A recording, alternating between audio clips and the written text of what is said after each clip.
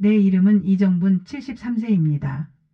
남편과 아들이 세상을 떠난 뒤 내 삶은 통째로 무너져 버렸습니다. 몇 달 전 남편과 아들은 같이 집에 돌아오던 퇴근길에 교통사고로 한날 한시에 떠났습니다. 평생을 함께했던 내 편이 사라진 고독감은 마치 영혼까지 얼어붙게 하는 추위와 같았습니다. 남편도 모자라 아들까지 가버리다니. 나는 이 거대한 슬픔 속에서 홀로 길을 잃은 노인이 되었습니다. 바로 그때 며느리 지숙이가 내게 다가왔습니다.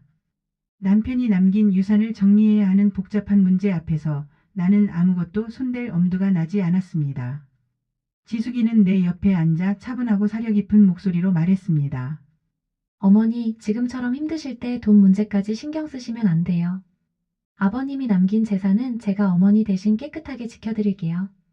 지숙이는 똑 부러지고 꼼꼼한 며느리였습니다. 요양보호사 자격증도 있었고 언제나 어른을 공경하는 태도를 보여왔기에 나는 그 말을 들었을 때 비로소 안심이 되었습니다. 그녀가 내민 손은 당시 나에게는 세상에서 가장 따뜻한 구원처럼 느껴졌습니다. 남편이 남긴 전 재산 10억이 넘는 돈은 모두 내 명의로 되어 있었지만 나는 지숙이를 전적으로 믿고 모든 재산 관리를 맡기기로 했습니다. 지숙이는 내가 쓰러질까 봐 두렵다며 모든 통장과 도장을 자신이 안전하게 보관하겠다고 했습니다. 나는 주저하지 않았습니다. 나를 위해 남편이 남긴 소중한 재산을 지켜주겠다는 며느리의 진심을 의심할 수 없었습니다. 나는 지숙이에게 모든 위임장을 써주었고 통장과 도장을 모두 넘겼습니다. 그때부터 지숙이는 더욱 헌신적인 며느리 역할을 했습니다. 매일 아침 안부 전화를 했고 일주일에 3번은 와서 내 식사를 챙겼습니다. 나는 며느리에게 진심으로 고마움을 느꼈고 외로움을 잊으려 노력했습니다.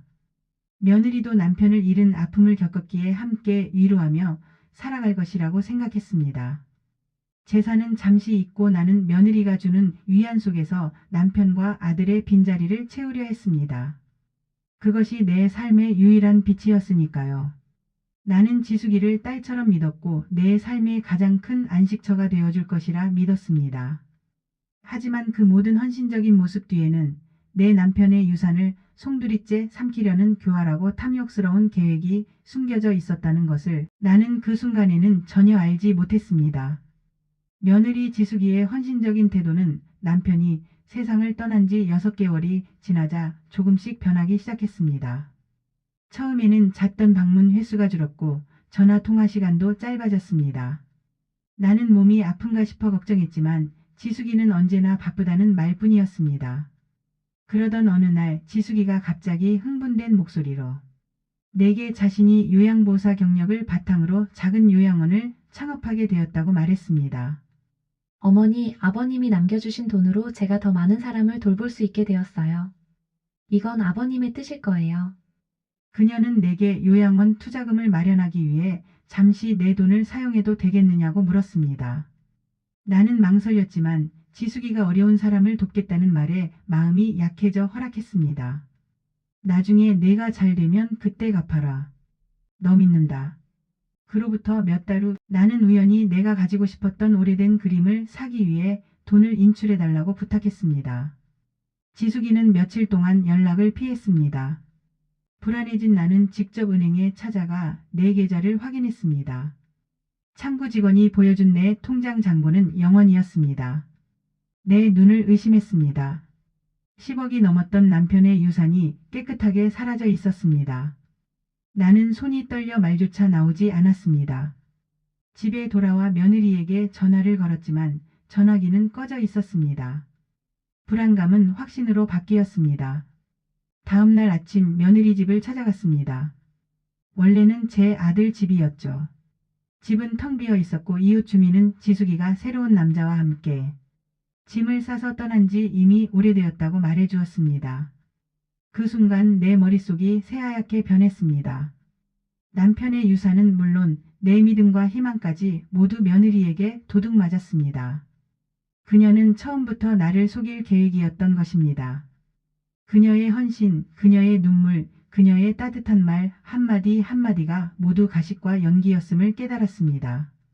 나는 배신감과 절망감, 그리고 70대 노인이 되어 전 재산을 잃었다는 현실적인 두려움에 무너져 내렸습니다. 전 재산을 잃고 며느리에게 배신당한 후 나는 폐인이 되었습니다. 지숙이는 행방이 묘연했고 돈은 이미 여러 차례의 복잡한 과정을 거쳐 세탁된 상태였습니다. 경찰은 찾기 어렵다는 말만 반복했습니다. 나는 수면제 없이는 잠들 수 없었습니다. 남편의 유산보다 내가 며느리에게 주었던 무한한 신뢰가 나를 가장 괴롭혔습니다. 내가 그렇게 바보였나, 내가 그렇게 외로움에 눈이 멀었나 하는 자책감에 시달렸습니다. 나는 며느리 지숙이를 용서할 수 없었습니다.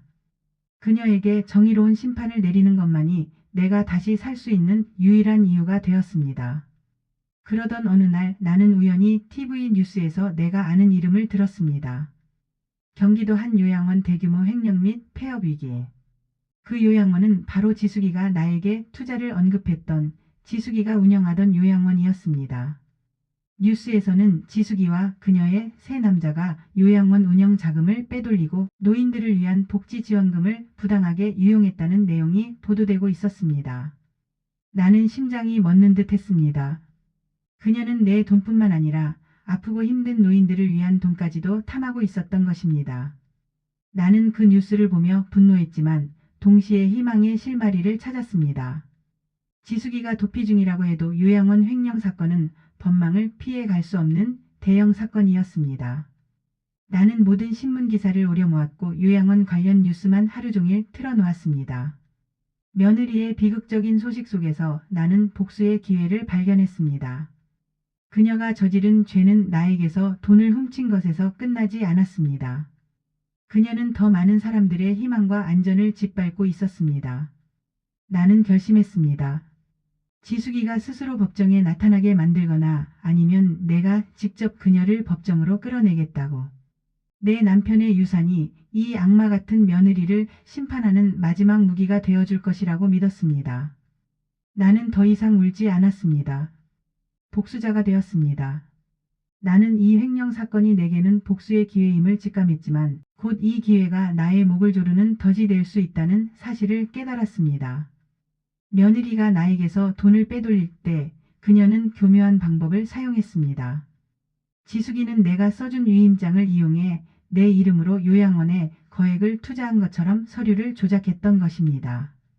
그리고 그 투자금을 다시 세 남자 명의의 페이퍼 컴퍼니로 흘려보냈습니다. 며칠 후 나는 세무당국으로부터 한 통의 등기를 받았습니다. 요양원 횡령 사건의 규모가 워낙 커서 요양원과 관련된 모든 자금 흐름에 대한 세무조사가 들어간다는 통지서였습니다. 그리고 그 조사 대상 명단에 나는 요양원의 최대 투자자 이정분이라는 이름으로 올라 있었습니다. 나는 경악했습니다.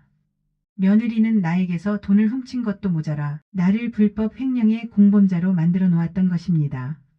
만약 며느리가 잡히지 않는다면 내 명의로 투자된 이 돈에 대한 세금, 추징과 법적 책임은 고스란히 내가 져야 할 판이었습니다. 하지만 나는 이 상황을 절망 대신 기회로 삼기로 했습니다. 세무조사 명단에 올랐다는 것은 내가 요양원의 자금, 흐름을 공식적으로 파악할 수 있는 유일한 통로가 열렸음을 의미했습니다. 나는 정식으로 변호사를 선임하고 피해자이자 최대 투자자의 자격으로 세무조사와 경찰 수사에 협조하기 시작했습니다. 변호사는 나에게 어머니의 무죄를 입증하려면 며느리의 횡령을 어머니가 직접 증명해야 한다고 조언했습니다. 이제 복수는 단순히 돈을 찾는 것을 넘어 내 명예와 남은 삶을 지키기 위한 필사적인 투쟁이 되었습니다. 나는 요양원의 모든 회계 장부 은행 거래 기록 그리고 며느리가 나에게 써주었던 위임장 사본들을 모으기 시작했습니다. 그녀가 남긴 모든 서류의 잔해들이 나에게는 결정적인 증거가 되어줄 것이라 확신했습니다.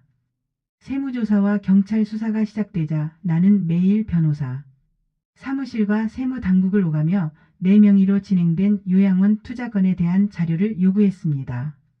나는 70대의 나이였지만 절망과 분노가 나에게 엄청난 지념과 기억력을 주었습니다. 며느리가 나에게서 돈을 빼돌린 수법은 치밀했지만 시간과 서류를 속일 수는 없었습니다. 나는 며느리 지숙이가 내 돈을 인출한 날짜와 요양원의 투자금 입금 날짜, 그리고 그 돈이 다시 지숙이의 새 남자에게 흘러들어간 페이퍼 컴퍼니의 입금 날짜를 하나하나 대조했습니다. 지숙이는 내 통장에서 돈을 인출하기 직전에 내 이름으로 요양원 설립을 위한 시설, 투자 계약서를 만들어 놓았습니다. 나는 그 계약서에 내 서명이 내 필적이 아니라는 것을 증명할 수 있었습니다. 나는 며느리가 새 남자와 함께 도피했다는 이웃의 증언을 토대로 요양원 자금이 흘러들어간 새 남자의 계좌를 추적해달라고 변호사에게 요청했습니다. 경찰 수사 결과 그 계좌는 지숙이가 횡령 후 함께 도피하는 데 사용한 도피 자금 계좌임이 밝혀졌습니다. 가장 중요한 증거는 내가 며느리에게 전 재산을 맡긴 직후부터 며느리가 새 남자와 주고받은 통화 및 문자 기록이었습니다. 경찰은 통신사 압수수색을 통해 두 사람이 처음부터 나를 속여 재산을 가로챌 계획을 세웠다는 내용이 담긴 문자 메시지를 복원해냈습니다. 나는 그 증거들을 받아보며 치를 떨었습니다. 그들이 나에게 했던 모든 달콤한 말과 행동이 철저한 사기 행각의 일부였음을 증명하는 서류들이었습니다. 나는 이 증거들을 한치의 오차도 없이 정리했습니다. 70대의 노인이 잃어버린 자신의 명예와 남편의 유산을 되찾기 위해 탐정처럼 증거를 모은 것입니다. 내가 수집한 증거들은 경찰 수사의 결정적인 단서가 되었습니다. 요양원 횡령 사건과 내 명의의 투자금이 새 남자의 도피 자금으로 흘러들어간 사실이 명백하게 드러나자 경찰은 지숙이와 새 남자에게 체포영장을 발부하고 공개 수배에 들어갔습니다. 하지만 나는 지숙이가 도피 생활의 불안함 속에서 스스로 법정에 나타나도록 유도하고 싶었습니다. 나는 다음 목표를 정했습니다. 바로 지숙이와 함께 도피 중인 새 남자였습니다. 두 공범 사이의 신뢰를 깨뜨리는 것이 이 복수극의 가장 완벽하고 통쾌한 마무리가 될 것이라 확신했습니다. 나는 변호사를 통해 새 남자에게 몰래 연락을 취할 방법을 마련했습니다. 이미 요양원 서류들 사이에서 얻어낸 새 남자의 비상 연락처가 있었기에 가능했습니다. 나는 며느리가 새 남자에게 과거 사기 전과를 알고 있다는 사실을 녹취, 파일로 가지고 있다는 정보도 수사 기록에서 이미 확보해둔 상태였습니다. 나는 새 남자에게 보낼 메시지를 직접 작성했습니다. 내용의 핵심은 이간질과 협박이었습니다. 지숙이는 내 과거 전과 기록을 녹음해 두었고 내가 붙잡히면 모든 죄를 내게 뒤집어 씌우고 혼자 빠져나갈 준비를 하고 있다. 내가 지숙이를 배신하고 모든 죄를 폭로하면 나는 내 전과 기록을 영원히 묻어주겠다. 새 남자는 충격에 빠졌습니다. 그는 지숙이의 탐욕과 냉정함을 누구보다 잘 알고 있었기에 내가 보낸 메시지를 의심하지 않았습니다. 그는 지숙이에게 버림받고 중형을 선고받는 것보다 지숙이를 배신하고 감형을 받는 길을 택하려 했습니다. 나는 새 남자에게 결정적인 증거를 요구했습니다. 바로 지숙이가 내 명의를 도용해 거액의 대출을 받은 원본 서류와 지숙이가 모든 사기극을 주도했다는 자백 녹취 파일이었습니다. 며칠 후 새 남자는 지숙이 몰래 나에게 연락해 원하는 모든 증거를 넘겨주겠다고 했습니다. 두 공범은 서로를 통제하려 했지만 결국 그들의 탐욕이 낳은 불신이 그들을 파멸로 이끌었습니다. 나는 이제 지숙이를 법정에 세울 완벽한 증거와 내부 고발자를 모두 손에 넣었습니다. 새 남자에게서 지숙이의 자백 녹취 파일과 대출 원본 서류를 모두 넘겨받자 나는 경찰에 며느리의 은신처와 새 남자의 자수 의사를 제보했습니다. 지숙이는 곧바로 체포되었고 새 남자는 변호사를 통해 검찰과 거래하며 증인으로 서기로 했습니다.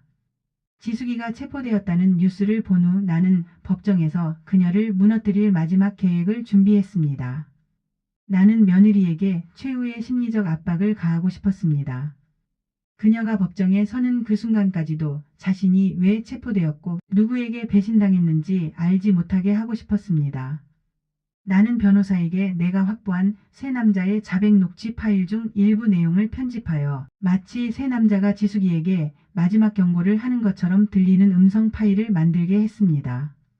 그리고 이 파일을 며느리의 변호사에게 당신의 의뢰인을 위한 방어용 증거인 척하며 은밀하게 넘겼습니다. 며느리는 이 파일이 자신의 변호사를 통해 들어왔을 때 안심했습니다. 자신과 새 남자가 여전히 한편이라고 믿었을 것입니다. 그러나 그 파일에는 다음과 같은 치명적인 누락이 있었습니다. 이 모든 죄는 지숙이가 주도했다는 새 남자의 핵심 자백 부분만 교묘하게 삭제된 채 내가 먼저 자수하고 감형을 받겠다는 부분만 남겨져 있었습니다. 법정 공판이 시작되기 직전 며느리는 자신이 아직 협상 카드를 쥐고 있다고 착각했습니다. 그녀는 피고인석에 앉아 불안한 듯 하면서도 곧 새 남자가 와서 상황을 정리해 줄 것이라 믿는 오만한 기대감을 보였습니다. 그녀는 내가 만든 최후의 심리적 덫에 완벽하게 걸려든 것입니다. 나는 그 모습을 보며 그녀의 탐욕이 가장 가까운 사람의 배신이라는 칼날을 피할 수 없을 것이라 확신했습니다. 드디어 며느리 지숙이에 대한 재판이 시작되었습니다. 나는 피해자석에 앉았고 지숙이는 피고인석에 초라한 모습으로 앉아 있었습니다. 검찰 측 증인으로 새 남자가 증언대에 섰을 때 지숙이의 눈빛이 바뀌었습니다. 그녀는 새 남자가 자백 및 감형 거래를 통해 자신을 배신했음을 그제야 깨달은 것입니다. 증인은 피고인 이지숙과의 관계와 함께 이정분 여사에게 저지른 사기 행각에 대해 증언해 주십시오. 네, 이 모든 사기극은 지숙의 주도로 이루어졌습니다. 그녀는 이정분 여사의 외로움과 치료를 이용해 재산을 가로챌 계획을 세웠습니다. 저에게는 사업 성공의 비전을 제시했지만 실제로는 저를 돈세탁의 공범으로 이용했을 뿐입니다. 지숙이는 분노와 공포로 자리에서 벌떡 일어났습니다. 거짓말이야. 당신이 먼저 나를 꼬셨잖아. 당신이 내게 돈을 떼먹고 도망가려고 했잖아. 그녀의 절규는 법정을 뒤흔들었습니다. 그때 새 남자가 나에게 넘겨주었던 지숙이의 자백 녹취 파일이 법정에서 재생되었습니다. 녹취 파일 속의 지숙이는 모든 범행을 상세히 자백하고 있었고 새 남자를 통제하려 했던 자신의 치밀한 계획까지 모두 털어놓고 있었습니다. 그녀는 자신이 가장 믿었던 공범에게 가장 완벽하게 배신당했다는 사실에 완전히 무너져 내렸습니다. 재판은 곧 끝났습니다. 지숙이는 사기, 횡령, 그리고 공범에게까지 배신당한 죄로 가장 무거운 형량을 선고받았습니다. 나는 법정을 나오며 기자들 앞에서 말했습니다. 저는 오늘 돈을 되찾은 것이 아니라 저의 존엄을 되찾았습니다. 며느리는 신뢰를 탐욕으로 갚았지만 그 탐욕이 결국 가장 가까운 사람의 배신이라는 칼날이 되어 그녀를 찔렀습니다. 나는 이 복수극을 통해 깨달았습니다. 내가 잃었던 것은 돈이 아니라 나 자신을 지켜내는 용기였고 내가 되찾은 것은 배신자의 파멸이었습니다. 나는 이제 홀로 남은 집으로 돌아갔지만 더 이상 외롭지 않았습니다. 나는 나 자신을 지켜낸 73세 노인의 용기로 남은 삶을 살아갈 힘을 얻었습니다.